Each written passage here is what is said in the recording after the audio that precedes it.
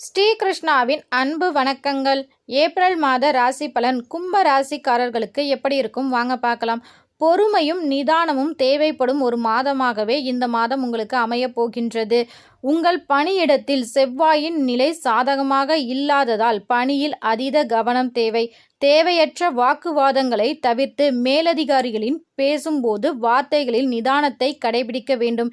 எனினும் சூரியனின் சஞ்சாரம் உங்கள் துணிச்சலை அதிகரித்து புதிய வாய்ப்புகளை பெற்றுத்தரும். மாத தொடக்கத்தில் அதிர்ஷ்டம் சற்று குறைவாக இருந்தாலும் புதன் மற்றும் குருவின் சேர்க்கையால் நிதி நிலையில் படிப்படியான முன்னேற்றம் ஏற்படும். பழைய முதலீடுகள் இருந்து லாபம் கிடைக்க வாய்ப்புள்ளது. தேவையற்ற செலவுகளை கட்டுப்படுத்துவது அவசியம். குடும்பத்தை பொறுத்தவரை சனி மற்றும் செவ்வாயின் சேர்க்கை இருப்பதால் பேச்சில் கவனம் தேவை. இல்லையெனில் தேவையற்ற கருத்து வேறுபாடுகள் வரக்கூடும்.